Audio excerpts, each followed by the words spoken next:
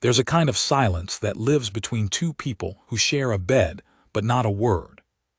Not the peaceful kind, not the comfortable kind married couples brag about. We don't even need to talk anymore, we just know. No, this is the other silence, the kind with teeth, the kind that sits at the breakfast table and eats everything warm before you even reach for your coffee. The kind that follows you out to the barn at 4 in the morning because staying inside feels like slowly suffocating in a room full of air. I kept a ledger, that's my thing, always has been. Numbers don't lie, don't disappear, don't look through you like you're a pane of dirty glass. I kept a ledger for the ranch, feed costs, water rights, cattle count, fence repairs, clean rows, honest math. But somewhere around the 3rd month of my marriage to a woman I didn't know, I started keeping another kind of ledger. Not written down, just counted in the back of my skull every night before sleep that wouldn't come. Days spoken to, 4. Days she looked me in the eye, 2. Days I thought about riding north and not coming back, more than I'll ever admit. Her name was Sunflower Walking, the Apache woman my dying father had bound me to through a land peace agreement older than either of us. A treaty between his failing ranch and her grandfather's people, a desperate handshake stitched together with pride and desperation on both sides. She arrived on a Tuesday with 2 horses, a bundle wrapped in elk hide, and an expression like carved stone. No ceremony, no softness. My father watched from the porch, already too weak to stand without the post, and he nodded at her like she was a solution to a problem he was ashamed of having. I stood in the yard and said, "Welcome." She looked at the barn. And that was how it started. What I'm about to tell you isn't a love story, not the kind you've heard. It doesn't move in a straight line. It doesn't arrive where you think it's going. There are things in here I'm not proud of, moments where I was small, and moments where she was a wall, and long stretches where we were just 2 people surviving the same weather without talking about the storm. But there is a moment. One moment, somewhere in the middle of a February that tried to kill everything on this land, cattle, fence posts, and whatever was left between us, where something cracked open. I'm still not sure which one of us broke first. Maybe that's the point. The morning after the wedding, if you could call it that, a 10-minute affair in front of my father's preacher with no flowers and no guests except old Carmelo from the south pasture, who smelled like lye soap and kept his hat over his heart the whole time. I woke up and lay still for 20 minutes before I moved. She was already gone from the room. I don't know when she left. I'd been so careful not to move during the night, so deliberate about staying on my half of that old iron bed, that I must have eventually exhausted myself into real sleep. But she was gone, and there was no indent on her pillow, and I found myself staring at that pillow for longer than made sense, wondering if she'd slept at all, or if she just sat in the chair by the window and waited for morning like it owed her something. I found her outside. She'd been up before the sun, apparently, because she was already at the water trough, and she'd repaired the busted crossrail on the corral fence, the one I'd been meaning to fix for 3 weeks, with a piece of juniper branch and a strip of rawhide from her bundle. It was holding. It was holding better, honestly, than my previous fix had held. I stood at the edge of the porch and watched her test it with both hands, and she must have felt me watching because she turned and looked at me, that same carved stone face, and then looked back at the fence. Not a word. I went inside and made coffee and poured 2 cups and brought one out and set it on the fence post nearest to her, and she looked at it, and then she looked at me, and I said, "It's hot." She picked it up. She didn't say thank you. She did not say thank you either. She just picked it up and held it with both hands the way you hold something you're grateful for warmth from, and that was enough for the morning. That was how most mornings went. My father died 6 weeks later. Not suddenly. Not peacefully, either. He went the way men like him tend to go, fighting it, cursing it, insisting on getting up one more time and being put back down by his own legs. I sat with him in those last 2 days and nights, and he said things to me that I'm still chewing on. He said he'd made a mistake, and I thought he meant sunflower walking, and I started to say something, and he cut me off. Not her, he said, me. I made a mistake with how I built this. I didn't ask him to explain. He was too tired, and I was too scared of the answer. She sat outside his door those 2 nights. Not in the room, she didn't come in uninvited, which I understood later was its own kind of respect, a thing her people held about the dying, but just outside, on the floor in the hall, cross-legged. And once when I came out at 3 in the morning to get water, my hands were shaking, and she looked at me and said, quietly, "He is still breathing." 3 words, first whole sentence she'd said to me in 2 weeks. I said, "Yeah." She said, "Then go back." And I went back. He died on a Thursday. By Friday, I was already underwater. The ranch was hemorrhaging money. I knew this. I'd known it. But there's knowing something in your ledger, and then there's standing in front of a bank man in a wool suit who explains it to you like you're a slow child. And those are different experiences entirely. We owed on the north pasture. We owed on the equipment note. The cattle were half what they should have been, and the winter had been dry in all the wrong places, and I stood in that bank and felt the whole weight of my father's good intentions and bad math pressing down through the ceiling. I came home and didn't go inside. I went to the barn instead, and I sat down in the straw next to the older of her 2 horses. A paint mare, she called something in her language I couldn't yet pronounce. And I put my forehead against that horse's neck, and I didn't cry, because I'd apparently forgotten how. But I sat there for a long time with my eyes closed and my hands in fists. The mare didn't move, just stood there breathing slow, letting me. I heard the barn door open. I didn't look up. I heard her footsteps. She moved quieter than anyone I'd ever known, not sneaking, just naturally light in the world, and she stopped maybe 4 feet away, and there was a long silence, and then she said, "Her name is Pale Morning." I lifted my head. The mare turned to look at Sunflower walking, ears forward. I said, "That's a good name." She said, "She has been carrying people's sadness since she was young. She is good at it." I looked at the horse. I looked at her. She was looking at Pale Morning, not at me, which made it easier somehow. I said, "We're in trouble, the ranch." She said, "I know." I said, "I don't know how to fix it. I've been keeping the numbers and I don't." I stopped. "I don't know." She was quiet for a moment. Then she said, "Show me the numbers." That night, for the first time, we sat at the same table with purpose. I spread out my ledger, the real one, the feed and water rights one, and she sat across from me and looked at it with an expression I couldn't read, and I started explaining it, section by section, feeling faintly absurd, and she asked 2 or 3 questions that were so precise they made me stop and re-examine entries I'd thought were settled. She could read, better than I'd assumed, better than I'd had any right to assume, and I recognized the shame in that assumption even as I sat there feeling it. "This," she said, pointing to a line item, "you are paying for water rights you already own through the treaty."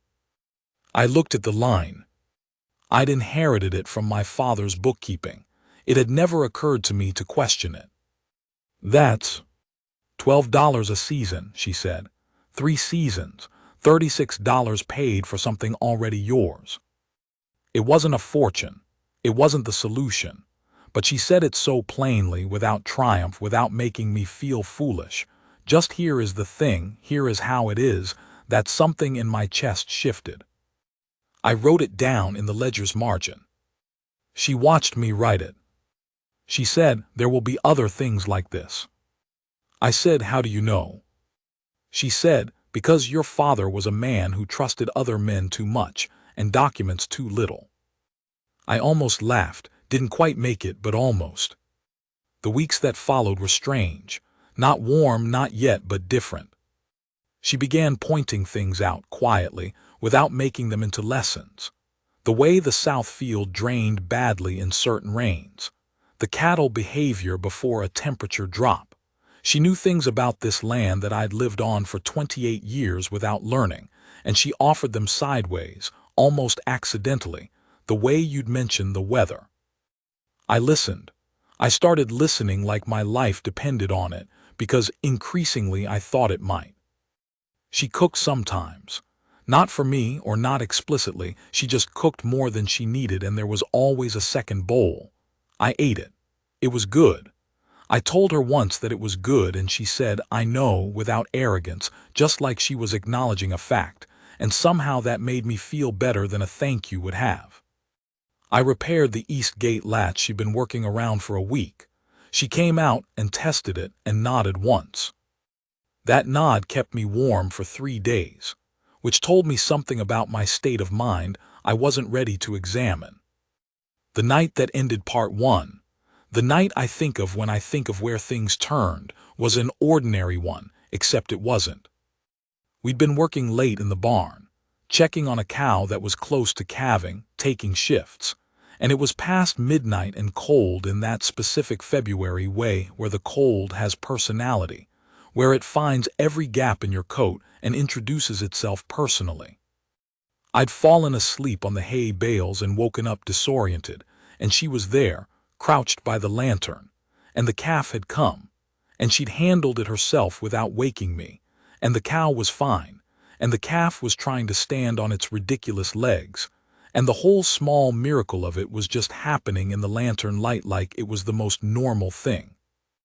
I sat up and watched her watching the calf, and her face, in that light, in that unguarded moment when she didn't know I was looking, was something I hadn't seen before. Soft, just briefly, just around her eyes. Not for me, for the calf, for the whole ordinary wonder of something new and trembling trying to stand. But it was there. I looked down at my hands before she could see that I'd seen it. We didn't speak. We walked back to the house in the dark, a few feet apart, and she went to her side of the room and I went to mine, and I lay in the dark and thought. I don't know her at all. And then, I want to. February in the high country doesn't arrive. It invades. I've lived here my whole life and I still wasn't ready for it that year. The sky went gray on the 7th and stayed gray for 11 days straight. The kind of gray that isn't dramatic, isn't stormy, just flat and relentless and draining, like the world had made a decision about color and color had lost. The north pasture flooded on the 14th. Not catastrophically, not all at once, but steadily, the way bad things often come, a little worse each morning, until you realize you've been watching a disaster happen in slow motion and somewhere along the way you stopped believing it would actually complete itself. 14 head of cattle on that pasture. We needed to move them. I rode out at first light and she came without my asking, on pale morning, and we worked the cattle south for 3 hours in the kind of cold that makes your face feel like borrowed equipment. She rode like she'd been born to it, which maybe she had. She moved with the cattle rather than against them, reading them the way I read my ledger, and the cattle trusted her in that animal way that doesn't lie. I was watching her more than I should have been, probably. Not the way a man watches a woman he's admiring, or not only that, but the way you watch someone who's better at something than you are, with that mixture of humility and hunger that either teaches you or makes you smaller, depending on what you do with it. I chose to learn. We got the cattle moved. We came back muddy and frozen, and I fed the horses while she went inside, and when I came in, she had the fire rebuilt and water heating, and she handed me a cloth without looking at me, and I wiped my hands and face and stood there by the fire feeling like maybe I was going to survive the winter after all. 14, she said. Yeah. The pasture will drain in 4 days if the temperature holds. If, I said. She looked at me. If, she agreed. That single word, shared between us with the same uncertainty. I think that was the first time I felt us on the same side of something, not assigned to the same problem, actually on the same side. But I should tell you about Ramon, because Ramon is part of this. Ramon Castillo had worked the eastern section of my father's ranch for 9 years. Good worker. Decent man, mostly. Hadn't said much about the marriage arrangement except in the way men say things without saying them. Looks held a beat too long, pauses before answering a direct question, a particular way of speaking around Sunflower walking without speaking to her. I'd been watching it and filing it and telling myself it wasn't my business how he felt about it. Then on the 17th of February, I was in the equipment shed and Ramon didn't know I was there. The doors were half open and sound carries funny in cold air, and I heard him talking to old Carmelo, and I heard what he said, and the thing about ledgers is you can't unwrite an entry once it's there. He wasn't cruel about it. That's the worst part. He was just casual, just matter of fact in the way men are when they're saying things they think everyone secretly agrees with, using words I won't write down here, reducing her to a category, a problem, a transaction.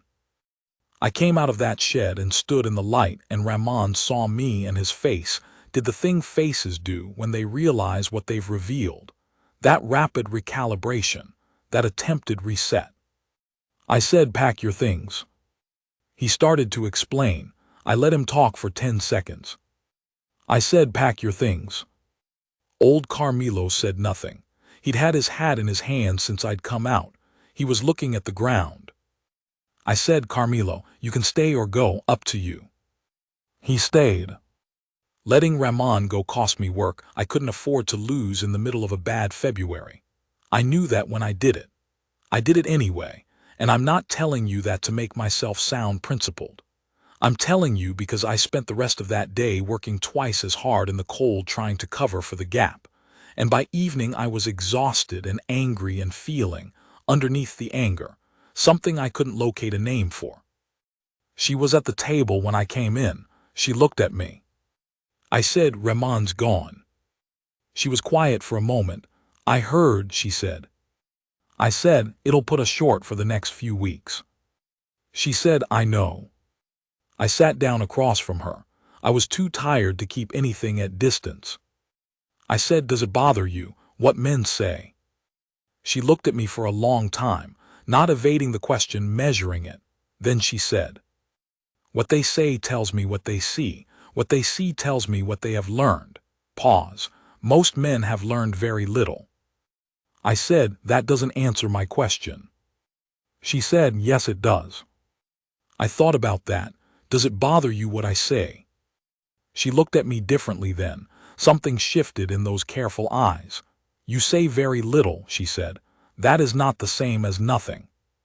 I didn't know what to do with that. I nodded, which was probably insufficient, and she looked back down at whatever she'd been doing, and I sat there for a while longer in the firelight than I needed to. The worst night came on the 21st.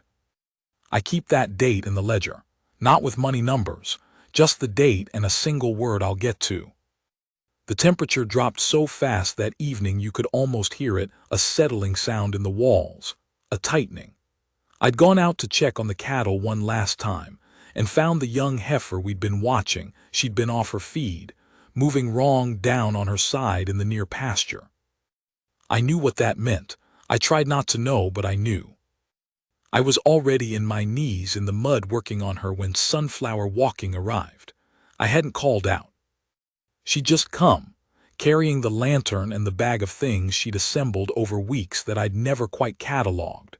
Medicines I didn't recognize, wrappings, tools that came from somewhere in her knowledge I didn't have access to. We worked on that heifer for 2 hours.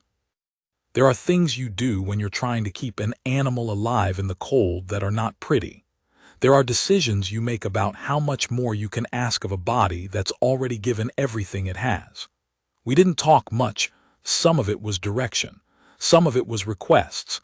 Some of it was her looking at me with an expression that told me something without saying it. Around the second hour I knew. She knew too. I could see it in her hands, which had slowed, which had gone from working to resting. I said, "Okay." She said, "Okay."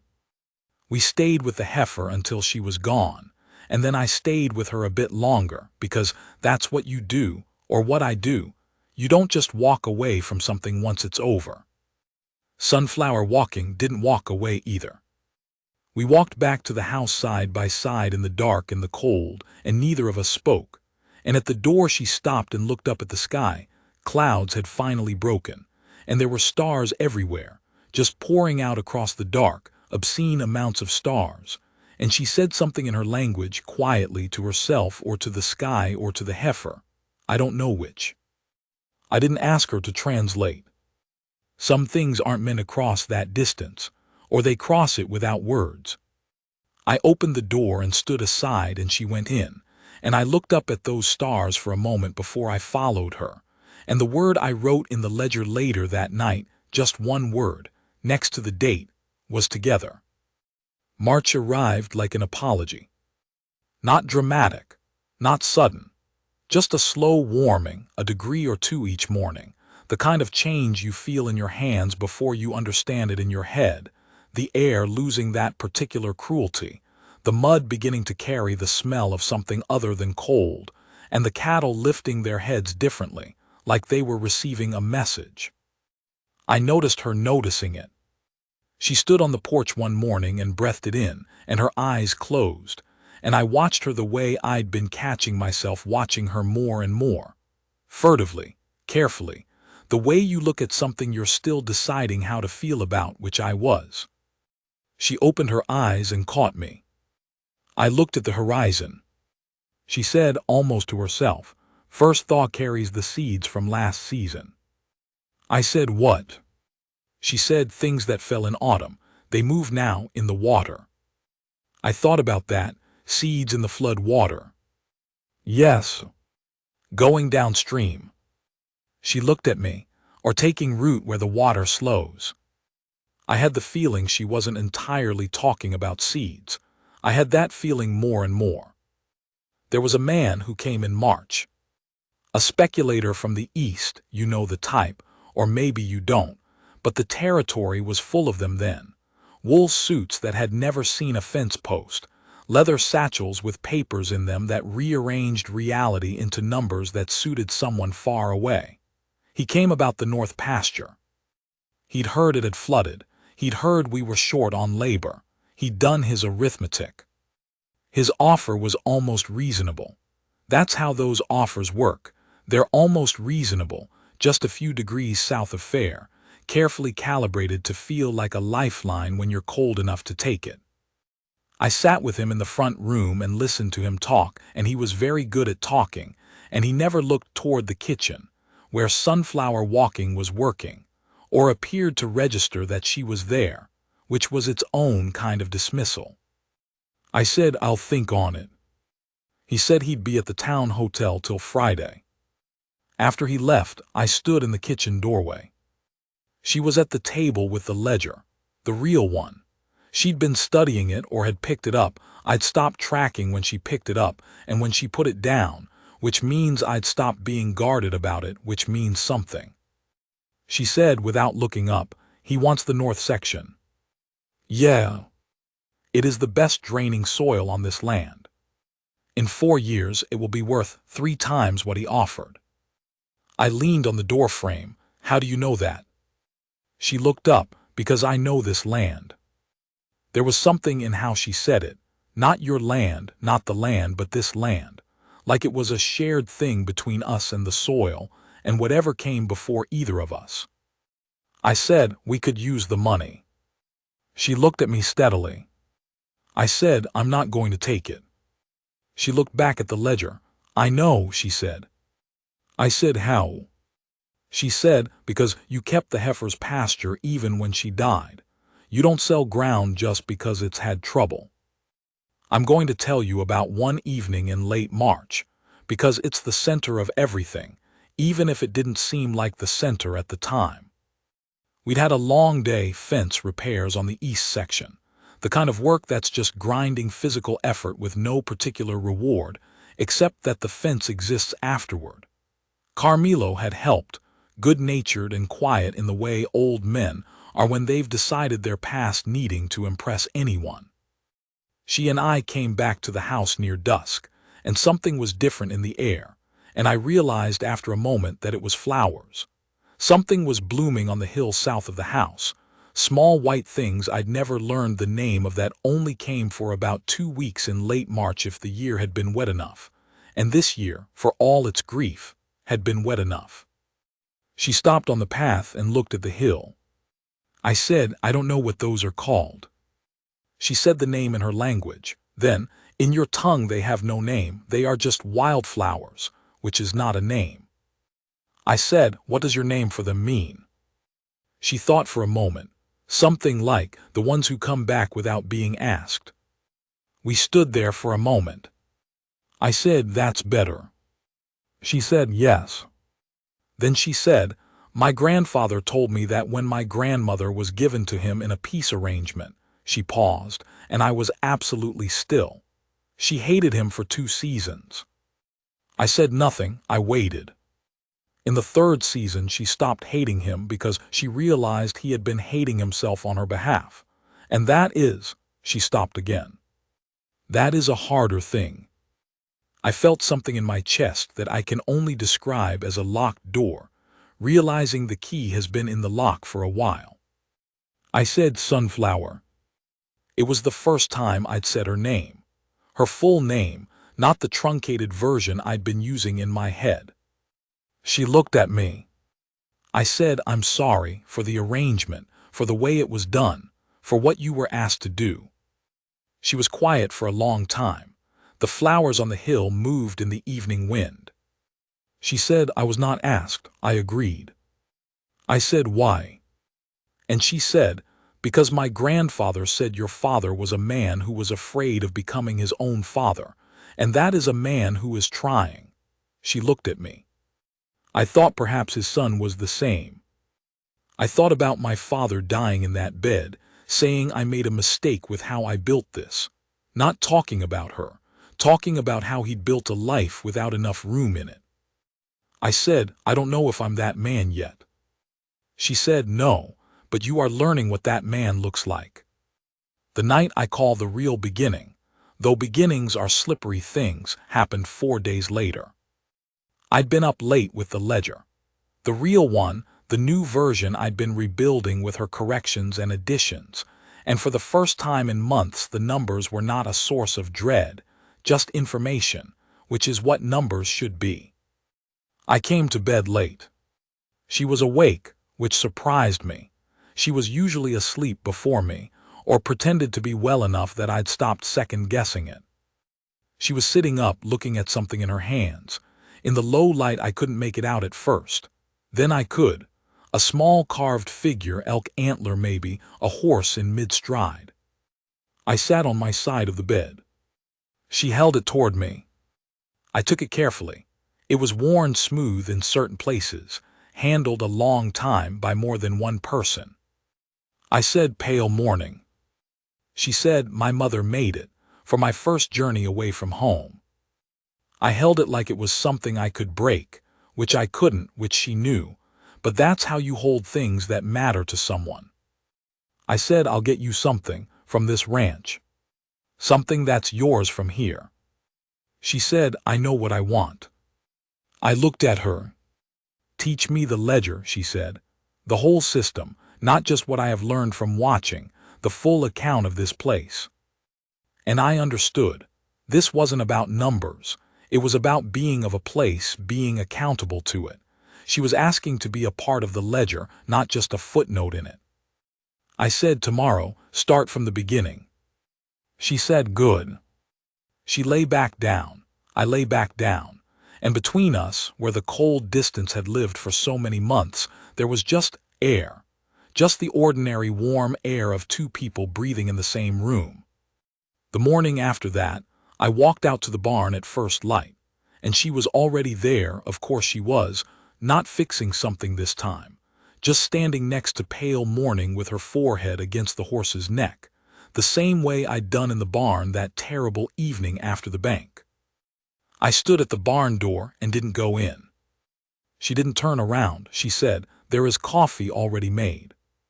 I said, "I'll get 2 cups. And I went back to the house and I poured 2 cups of coffee and I carried them back out. and the morning was cold and getting warmer, and the flowers on the South Hill were still going, the ones who come back without being asked, and I handed her a cup, and she took it with both hands, the same as the very first morning. But this time she looked at me.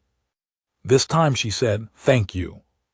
2 words, and I don't know why 2 words landed heavier than any of the ledger corrections, any of the shared silences, any of the long nights in the barn with dying cattle or newborn calves. But they did. They went straight down into some accounting I didn't know I was keeping, a different ledger, the one you keep without writing it, the one that tracks something other than losses. I said, "Welcome." Same word I'd used the day she arrived. First word I'd ever said to her. She caught it, I saw her catch it. She looked at the barn, the same as that first day, and then she looked back at me, and the carved stone face was still there, but different. Not softer, exactly, but cracked in a place, showing something underneath that wasn't soft or hard, but just real, just human, just the ordinary difficult truth of 2 people who have survived a winter together and are standing now in the early light of something else. She almost smiled. Almost. And in my ledger, the private one, the one with no numbers, I wrote it down, and I did not write what happened next, because some things you leave.